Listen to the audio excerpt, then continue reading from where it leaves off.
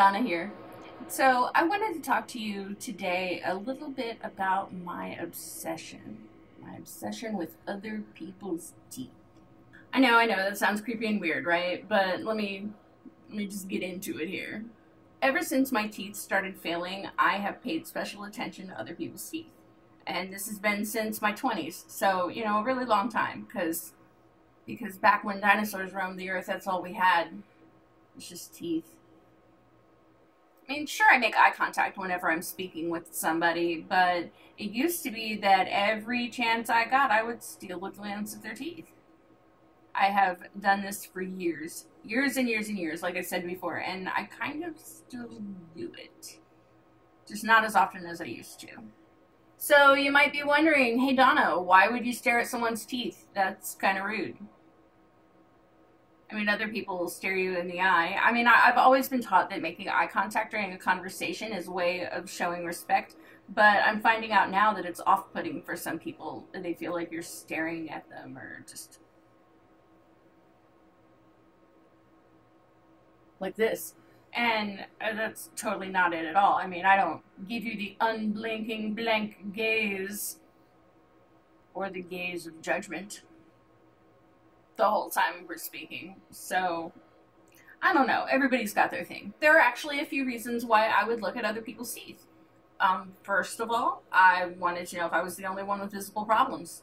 If someone else had visible problems with their teeth, I would be more likely to have a longer conversation with that person and to be a little more warm and open with that person than I would be with somebody with a perfect smile. As years went on, I would look at people's teeth to maybe compare what mine look like now versus what they could look like, or maybe what I would want them to look like in the future. So I would steal a couple of glances and take a few mental notes. I would also look at other people's teeth to measure my own jealousy. And, I was jealous that I had let my teeth go and other people hadn't. Or that other people had money to fix the problems inside of their face and I didn't. I mean, there was a little bit of jealousy going on there, so I would look. Like, here's your eyes, here's your teeth. Here's your eyes, here's your teeth. Here's your eyes, here's your teeth. And I would have conversations with people like this. You see how weird it is? And I made sure that every time I was speaking, I was looking them in the eye. When they were speaking to me, buddy, I was half listening and doing this number. Fucking weird, right? Yeah. I would also stare at someone's teeth to make a decision about how much or how little I wanted to engage with them. Like how much higher on the worthy of interaction based on your oral health were they than I was. Because for me, I thought I was way down here. Now, mind you, that's not all the way on the table. I've not sized up the frame. I don't know if you can see my desk or not, but it was way down here, where someone with a perfect smile would be way up here. So, I was here, and perfect was here, so where were you? Here. And if you were, the higher you were up on the scale, the least likely I was to engage with you. It was a hang-up I had. Now, I didn't realize it at the time, but that behavior had a pretty big impact on me, and I was doing it to myself, which was the stupid part. I was totally doing it to myself. I would dwell on these thoughts, the ones that I just listed for you, for quite a while, at least the first 15 seconds of a conversation. Now, if you've ever sat and tried to wait for 15 seconds to go off on a timer, like you're watching the microwave, you're watching, your watch for something to be over, for something to start, think about a quarter-mile drag race. You're looking for 10 seconds or better in those. And if you could pull 13s with a, stock streetcar, you're doing pretty good. So 15 seconds is a long time, and you can miss a lot in 15 seconds. So instead of paying attention to what the other person was saying, I was focused on their teeth. I would miss people's names. I would miss their relationship to the person that was introducing them to me. If it was one of those group type situations, you miss a lot. And I did.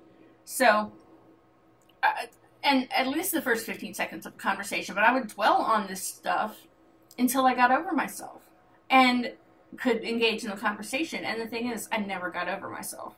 The whole conversation, I would half listen and half be focused on their teeth. Like, how weird am I right now? So what this did is it caused me to stop going out. It caused me to only speak as little as I needed to during the course of a conversation. Um, and it basically made me a shitty conversationalist. I had never had that problem before. You know, I'm a very social being. I had always been a very social being. It gives me joy to get to know people and to learn about people. Every individual person has their own story, their own quirks, their own little things about them, and it is infinitely interesting. People are always a source of entertainment, learning, um, study, really, to study people and to learn people and to know people. It's just, it keeps my brain going. And I know that probably sounds creepy and weird, but it's not how you think it is if you're thinking on creepy and weird lines. Staying home all the time, you know, put me in a comfort zone or whatever, but it kind of put me in a discomfort zone too. Um, Not being able to interact with people comfortably gave me a massive amount of anxiety about going out. So staying home with a deflated sense of self-worth wasn't doing me any favors either. It actually lent itself to my depression and complicated its roots, my depression's roots, further than I realized at the time. I thought that, you know, the depression that I had was over guilt over, you know, other things in my life, and that's not all it was. This actually lended itself to that a whole big bunch. If you remember, I said that I still kind of glance at people's teeth now. So why do I do that? Well, you know, there are a couple of different thoughts that go through my head. Does this person have dentures too?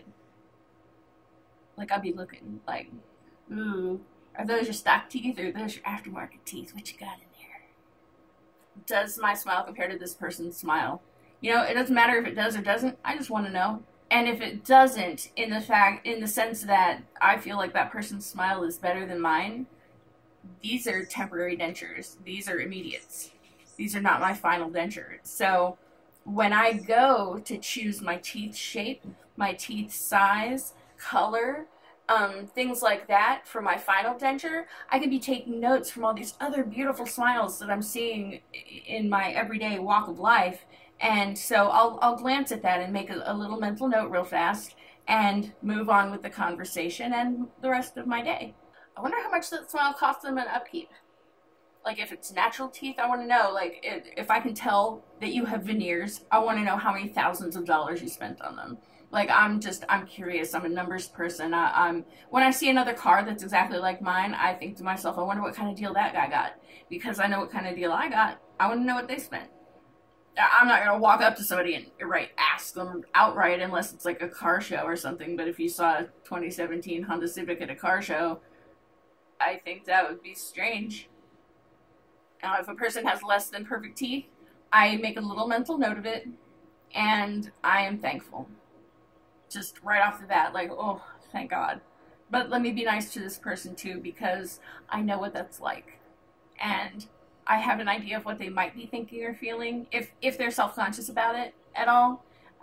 So, you know, I just make a real quick note and continue on with the conversation in the same manner as I would with anybody else. I might even be a little nicer to that person, or a little more open, or a little more warm. I certainly don't do it on purpose, but sometimes it's just how it is. Now, how this impacts me now, as opposed to the negative impact that my previous behavior, the staring at the teeth and having the bad teeth myself, affected me, as opposed to that, where I would steal glances as often as possible before. Now, like I said, I glance once or twice. I think my little thoughts about their teeth. They're fast, fleeting thoughts. And before, I would just ponder and think and be a shitty conversationalist, like I said before. So now I can hold up my end of a conversation. You know, I'm focused on their words and their body language instead of just what's inside of their mouth.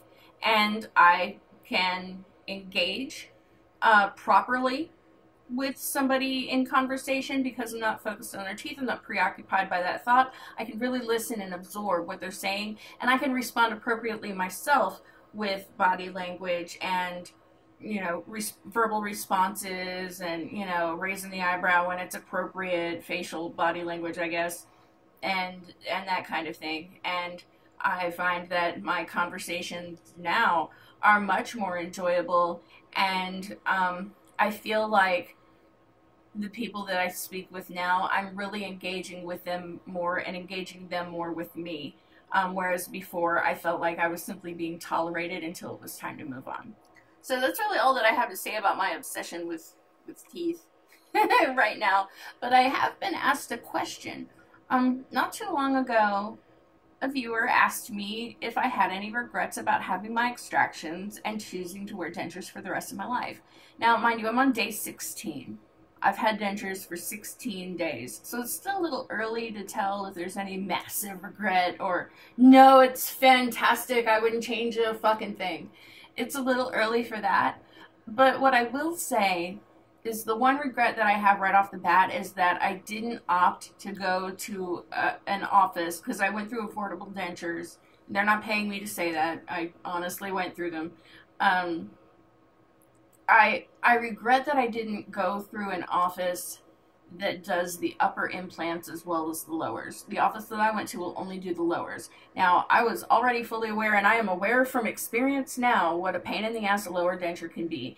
They float around when you're talking. They try to flip out of your mouth if they're not secured properly, whenever just regular speech, when you yawn, when you sing, whatever.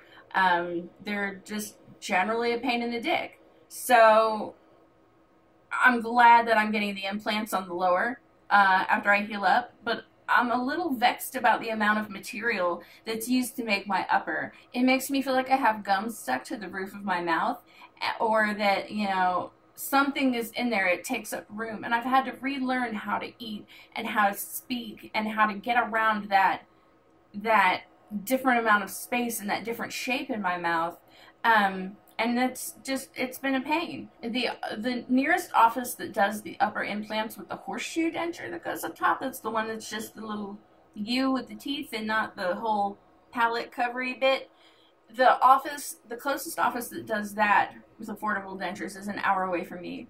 And if I had it to do over again, I would have chosen to go to that office instead of to my current dentist and prosthodontist's office, because I want those upper implants. So that's pretty much my only regret right now.